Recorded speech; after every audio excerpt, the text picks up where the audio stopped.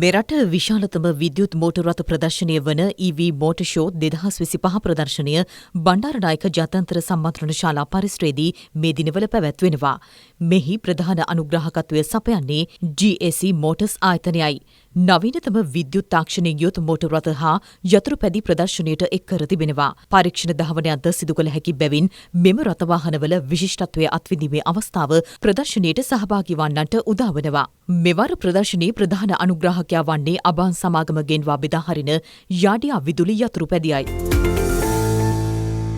ලංකා බැංකුව සුළු හා මධ්‍ය පරිමාණ ව්‍යවසායකින් දිරිගැන්වීමේ අරමුණින් දින 3ක් පුරා SME පොලක් විවෘත කළා. පසුගිය 25, 26 හා 27 යන දින තුනේදී මෙය පැවැත්වුණේ කොළඹ හා තදාසන්න ප්‍රදේශවල සුළු හා මධ්‍ය පරිමාණ ව්‍යවසායකීන්ට තම නිෂ්පාදන අලෙවි කර ගැනීම සඳහා ලංකා බැංකුව මගින් නොමිලේ පහසුකම් සැපයීම මෙහිදී සිදු කෙරුණා. ඔවුන් වෙනුවෙන් ණය යෝජනා ක්‍රමද හඳුන්වා දී තිබෙනවා.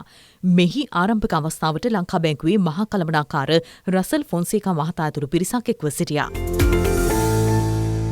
සමුදි සහ ඇමරෝන් එක්ව මෙරට බැටරි අලෙවි කිරීමේ 20 වන සංවත්සරය සාර්ථකව සැමරුවා. සමුදි ට්‍රේඩින් සහ ඉන්දියාවේ ප්‍රමුඛතම බැටරි නිෂ්පාදකයෙකු වන අමර රාජා එනර්ජි ට්‍රේඩින් යන සමාගම්වල ජ්‍යෙෂ්ඨ විධායක නිලධාරීන්ගේ සහභාගීත්වයෙනුයි මෙය පැවැත්වුණේ. අලෙවිකරුවන් 50 දෙනෙකුගෙන් ආරම්භ කළ සාමාන්‍ය බෙදාහැරීමේ ජාලය අද වන විට ඇමරෝන් අලෙවිකරුවන් 600 දෙනෙකු පමණ සිටිනවා.